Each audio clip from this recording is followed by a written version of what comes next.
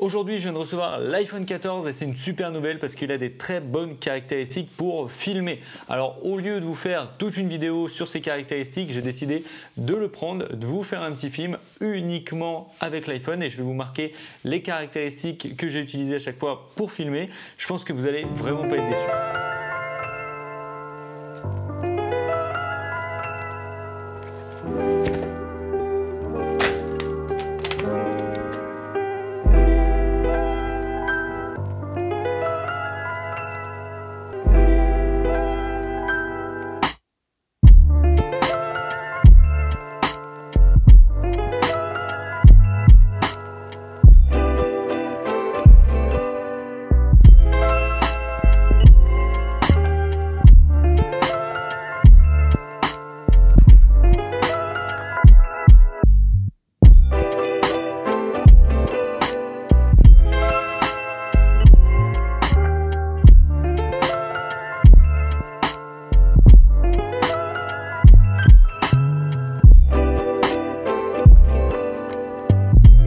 L'avantage avec l'iPhone, c'est que du coup tu peux le poser n'importe où avec un petit trépied. Moi j'utilise celui-ci qui utilise MagSafe, donc c'est un aimant très facile d'utilisation, et ce petit micro, donc je peux m'éloigner un petit peu partout, profiter et ne pas être concentré sur une grosse caméra, devoir faire les réglages, etc.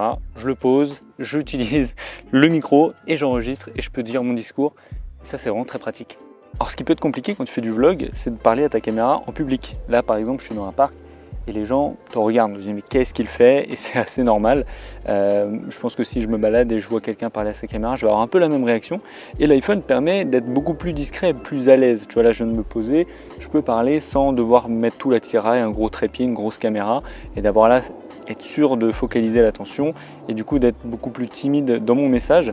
Alors que l'important, si tu fais des vidéos, c'est de pouvoir exprimer quelque chose à ton audience plus librement possible. Si tu as honte, si tu veux faire ça rapidement, ça va pas être top. Donc pour ça, l'iPhone, pour du vlogging, c'est vraiment top. J'ai hâte de voir ce que ça donne du coup sur l'ordinateur, mais pour l'instant, le retour caméra que j'ai, ça a l'air vraiment incroyable ce facecam. Là, je filme vraiment avec la caméra frontale. Et en plus, regardez, j'ai la visite des canards.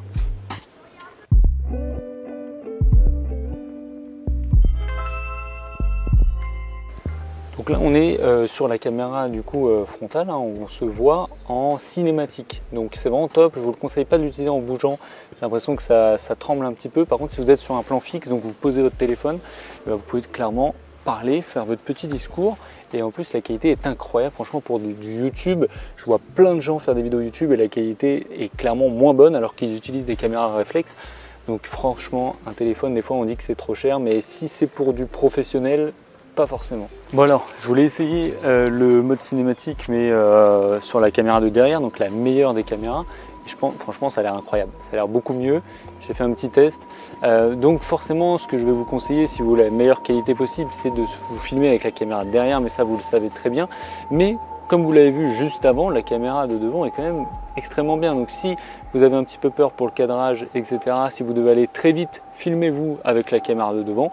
Et si vous avez un peu le temps de poser, de faire un test, de voir un peu le cadrage s'il est bon, filmez avec la meilleure qualité possible.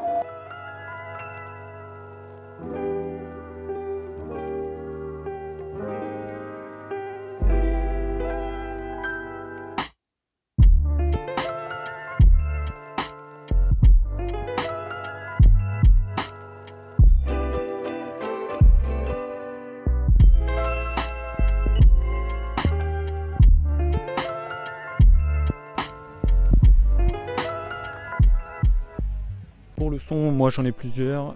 Celui-ci, il est vraiment très bien, je le trouve très quali, surtout quand il y a du bruit autour, ce qui n'est pas forcément le cas là en ce moment.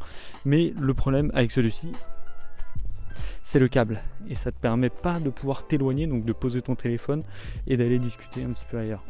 Donc pour ça, j'utilise plutôt celui-ci. Celui-ci est très cool puisque c'est un micro-cravate indépendant, c'est-à-dire il n'est pas directement relié avec ton iPhone. Donc le problème c'est que tu dois faire du montage tout simplement à part, hein. Tu dois le mettre sur ton ordinateur et relier les plans. Donc c'est un petit peu chiant, mais franchement ça va.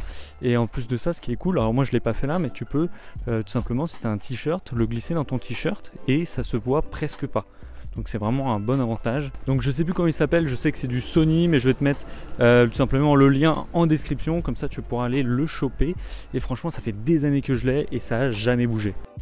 D'ailleurs j'ai regardé un petit peu des plans et je suis en train de me rendre compte que même sans le micro, l'iPhone a l'air d'avoir un très bon son. Alors il n'y avait pas énormément de bruit autour, à voir, je vais regarder un petit peu, je vais faire un test son d'ailleurs, je vais le mettre maintenant, avec micro et sans micro. Allez, c'est fini pour moi, je rentre à la maison et on se fait un petit débrief.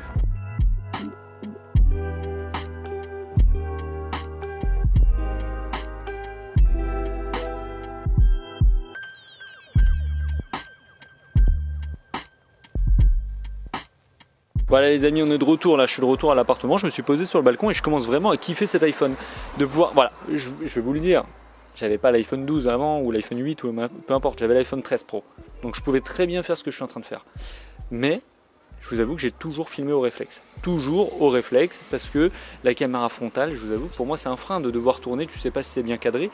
Là je suis avec la caméra du coup avant, je me vois en retour, je sais que c'est bien cadré, ça me plaît, la qualité a l'air bonne. Donc franchement je crois que je vais vraiment utiliser cet iPhone pour filmer mes contenus puisque j'ai plusieurs chaînes YouTube. Et d'ailleurs c'est ce que je veux apprendre sur cette nouvelle puisque c'est la première vidéo, je vous ai pas expliqué encore le concept. Bullshit, c'est anti-bullshit en fait. Le principe, j'en ai marre en fait d'avoir des gens qui conseillent et qui disent des trucs qui servent à rien. Parce que c'est des personnes qui ont un business, on va pas se mentir, qui est tout simplement de créer du contenu pour apprendre aux gens à créer du contenu, Vous voyez ce que je veux dire? Mais eux, ils n'ont jamais fait une chaîne YouTube sur la voiture, sur le whisky, sur le vin, sur le café, peu importe. Ils n'ont jamais appris à ces gens-là, ils n'ont jamais fait ça, mais ils veulent apprendre à ces gens-là. Donc moi j'ai plusieurs chaînes YouTube sur plein de sujets différents, et mon but c'est d'apprendre à pouvoir faire des vidéos qualitatives, développer une audience, et pourquoi pas, lorsque l'audience est développée, pouvoir gagner un petit peu ou beaucoup d'argent. Et ça va pas dépendre forcément de la qualité de tes vidéos, mais ça va dépendre aussi de la thématique. Si tu es dans une thématique comme le jeu vidéo, tu peux essayer d'avoir, voilà, petit complément, te faire plaisir, pourquoi pas payer tes jeux vidéo. Par contre, si tu es dans une thématique comme par exemple tout ce qui est jardinage, qui va être le sport de haut niveau, par exemple le tennis, le skateboard, j'en sais rien, ce qui va être aussi des choses qui se payent cher, comme par exemple les montres, le vin, ce genre de choses. Là, si tu as une passion là-dedans, que tu as une qualité là-dedans, mais crée aujourd'hui ta chaîne YouTube, filme avec l'iPhone et tu vas voir que tu vas pouvoir dans peut-être 2 ans vivre de ça. Faut le vouloir, mais c'est possible. Comme dirait Orelsan, si tu as une passion, il faut que tu te mettes à fond dedans et que tu t'accroches longtemps. Sur ce les amis, je vous dis à bientôt. N'oubliez pas de liker la vidéo et si vous avez des questions sur l'iPhone, n'hésitez pas. Moi je peux refaire un test, je suis disponible.